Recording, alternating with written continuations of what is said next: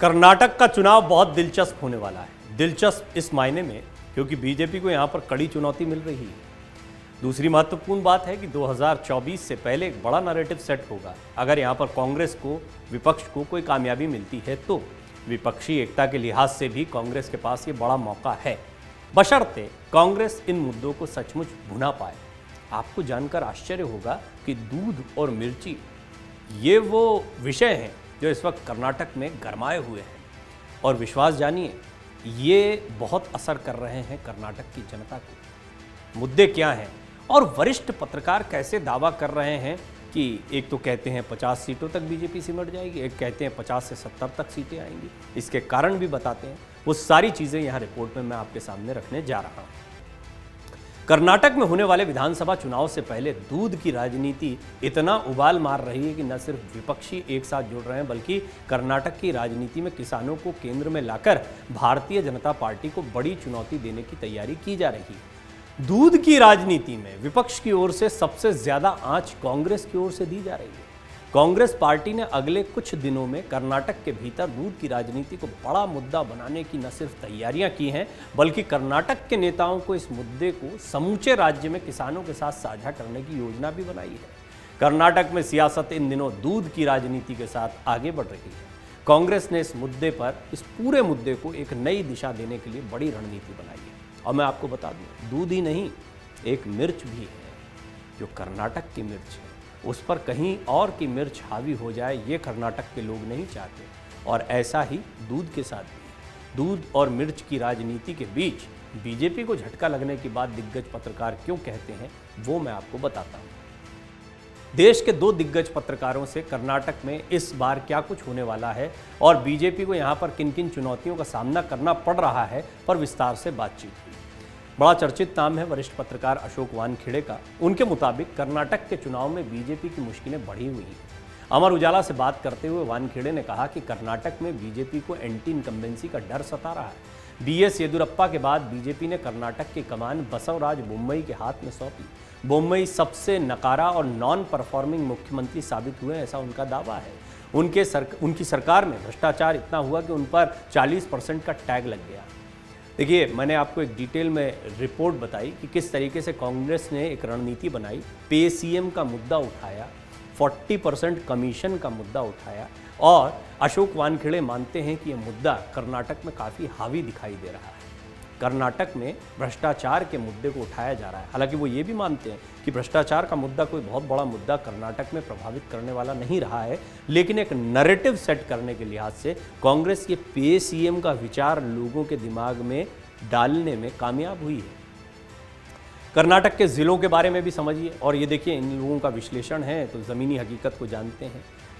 कर्नाटक के 3 से 4 ज़िले ऐसे हैं जहाँ हिंदू मुसलमान बहुत तेज़ी से होता है, लेकिन जब ये हिंदू मुसलमान पूरे कर्नाटक में फैलेगा तो ये बैकफायर करता है। दूसरी बात ये है कि महाराष्ट्र और समुद्र से लगे हुए इलाके बीजेपी का गढ़ हुआ करते थे, लेकिन अब वो गढ़ बीजेपी के हाथ से जाता हुआ नजर आ रहा है, और यही कारण है कि पीएम मोदी लगातार पिछले 6 महीने से यहाँ पर आते रहे हैं। ये सारी बातें अशोक वानखेड़े ने हमसे खास बातचीत करते हुए कही हैं। कल्याण कर्नाटक जो आंध्र प्रदेश और तेलंगाना से लगा हुआ है, और मैसूर बेंगलुरु के ज़िलों में कांग्रेस का गढ़ पहले से रहा है। यहाँ पर कांग्रेस खुद को मजबूत करने की कोशिश कर रही है। वहीं ओल्ड मैसूर के ज़िलों में जेडीएस की मजबूत पकड़ है। जेडीएस किस करवट जाएगी ये बहुत महत्वपूर्ण है। जेडीएस की भूमिका जैसे गुजरात में आम आदमी पार्टी की भूमिका थी वैसी रहेगी, या फिर पिछली बार की तरह कांग्रेस के साथ में जाकर सरकार बना सकते हैं। हालांकि यहाँ पर कर्नाटक में कैरेक्टर भी बताया गया वरिष्ठ पत्रकारों की तरफ से कि कर्नाटक की सियासत में बहुत जल्दी विधायक इधर से उधर हो जाते हैं। अब जेडीएस कितना बड़ा परफॉर्मेंस देती है यहाँ पर कर्नाटक में, इस पर बहुत कुछ डिपेंड करेगा कि ये बीजेपी को फ़ायदा देगा या कांग्रेस को फ़ायदा देगा। अगर जेडीएस की सीटें अच्छी आती हैं तब समीकरण बहुत अलग हो सकते हैं। वहीं जेडीएस के साथ में क्या हुआ था पिछली बार ये सबको पता है। जेडीएस एक ऐसी पार्टी है जो वोकालिंगा के साथ है, जिस कारण इस चुनाव में जेडीएस को 20 से 22 सीटें आसानी से मिल जाएंगी, ऐसा भी दावा किया जा रहा है। अगर जेडीएस 20 से 22 सीटें लेकर आ जाती है तो ये सीटें तय करती हैं कर्नाटक में किसकी सरकार बन रही है, और यही खेल पिछले कई सालों से यहाँ पर चल रहा है। आपको ये भी बता दें कि कर्नाटक का ओल्ड मैसूर क्षेत्र सूबे में चुनावी रणनीति के लिहाज से काफ़ी मजबूत माना जाता है। जनता दल सेक्युलर के यानी जेडीएस के पारंपरिक गढ़ के रूप में इस क्षेत्र का खासा महत्व है। आगामी विधानसभा चुनाव को लेकर इस इलाके में तेजी से राजनीतिक बदलाव देखने को मिल रहा है, जिसने इस बार इसे सबसे कड़े मुकाबले वाले क्षेत्र में बदल दिया है। वहीं बीजेपी और कांग्रेस भी जेडीएस के इस अभेद्य किले को ध्वस्त करने को लेकर पूरी तरह से तैयारी करते नजर आ रहे हैं।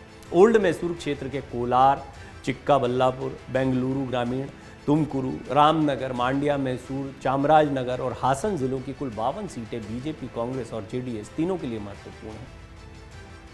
वहीं राजनीतिक जानकारों का यह भी मानना है कि जिस किसी भी पार्टी ने वोकालिंगा बहुल क्षेत्र ओल्ड मैसूर में जीत हासिल कर ली, वो कर्नाटक पर फतेह कर सत्ता पर कब्जा जमा सकता है। ओल्ड मैसूर क्षेत्र में लगभग 60 निर्वाचन क्षेत्र आते हैं। इसको लेकर कर्नाटक में किसी भी पार्टी के लिए चुनाव जीतने का एक अहम ब्लॉक माना जाता है। ये शुरू से कांग्रेस का मूल गढ़ था, जहां हाल के दशक में जेडीएस ने अपनी पकड़ को मजबूत किया, इस इलाके में अपनी अहम पहचान बनाई है। इस इलाके में वोकालिंगा समुदाय के लगभग 17% मतदाता हैं।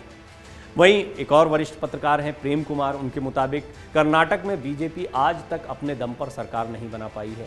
यहाँ बीजेपी सबसे बड़ी पार्टी तो बनी, लेकिन उसके बाद भी पार्टी को कई बार चुनौतियों का सामना करना पड़ा है, जोड़ तोड़ की राजनीति में लगना पड़ा है। बीजेपी डैमेज कंट्रोल करने में तो जुटी हुई है। डैमेज कंट्रोल कैसे?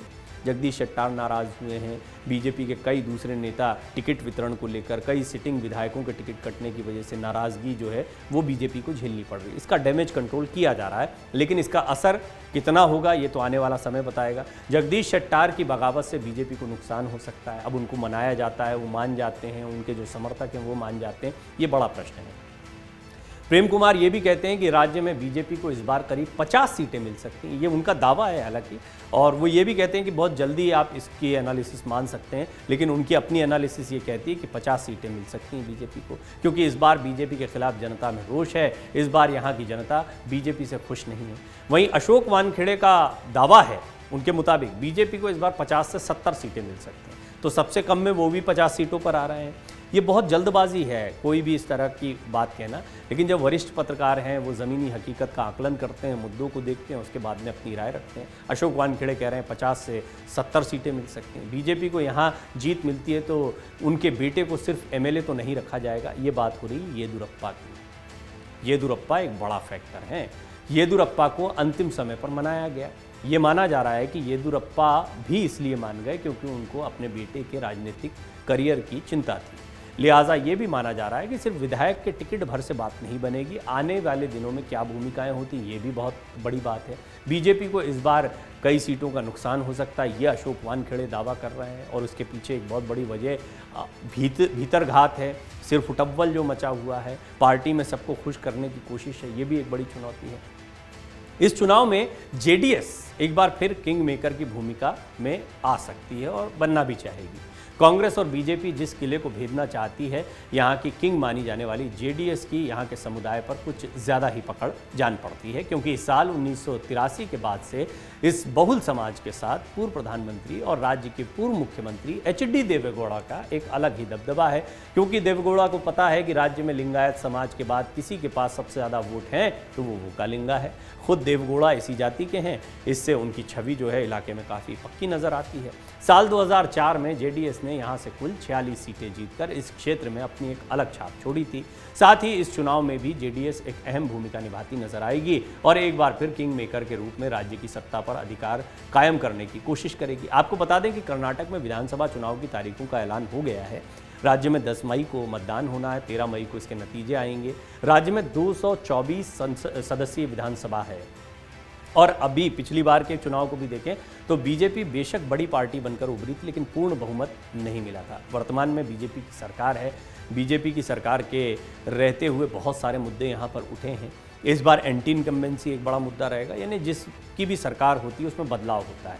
अगर इतिहास को देखा जाए तो क्या हिमाचल प्रदेश की तरह यहाँ पर भी एक बार फिर रिवाज कायम रहेगा, क्योंकि 37 साल से कोई पार्टी यहाँ भी दोबारा रिपीट नहीं हो पाई है। तो ऐसे में बीजेपी के लिए चुनौतियां बहुत बढ़ती दिखाई दे रही हैं, और इस सब के बीच में दूध और मिर्ची की राजनीति गरमाई हुई है। दूध और मिर्ची की राजनीति पर थोड़ी बात की जानी चाहिए।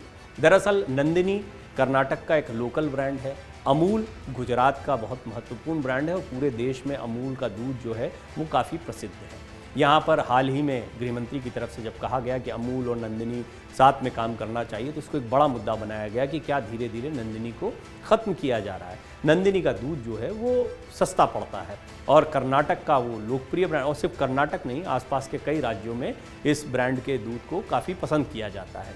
और मैंने एक डिटेल्ड रिपोर्ट रखी है आपके सामने कि चाहे जैसे मध्य प्रदेश है, यहाँ पर सांची का दूध चलता है, उत्तर प्रदेश में पारस का दूध चलता है, दिल्ली के लोग मदर डेयरी को काफ़ी अच्छे से जानते हैं, लेकिन अमूल जो है वो पूरे देश में धीरे धीरे अपनी ताकत को बढ़ाता हुआ दिखाई दिया। मूल रूप से गुजरात का है, तो फिर गुजरात का व्यवसाय यहाँ आएगा और गुजरात के प्रोडक्ट को ज़्यादा तवज्जो दी जा रही है। जीएसटी का फ़ायदा जो है वो आने वाले दिनों में गुजरात को मिलेगा। इसमें विशेषज्ञ, खासतौर पर अशोक वानखेड़े जो महाराष्ट्र की राजनीति को जानते हैं, वो कहते हैं इसी तरह से महाराष्ट्र के जब उद्योगों को गुजरात भेजा गया तो मुद्दा बड़ा हुआ था, यही मुद्दा एक बार फिर कर्नाटक में गरमा सकता है। इसी तरह स्थानीय मिर्ची पर एक अन्य ब्रांड की मिर्ची का दबदबा या मिर्ची को लेकर क्या अन्य ब्रांड्स को ज़्यादा प्रमोट किया जा रहा है, जैसी बातों को भी रखा जा रहा है।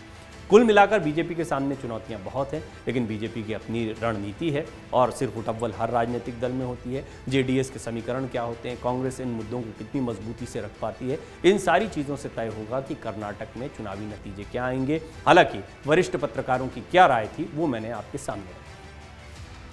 अमर उजाला अब आपके टीवी पर भी। अपने स्मार्ट टीवी पर YouTube पर सर्च करें अमर उजाला, चैनल सब्सक्राइब करें और देखें ताजा खबरें, वो भी HD क्वालिटी में। और हाँ, बेल आइकन दबाना ना भूलें ताकि हर खबर हो आपके घर।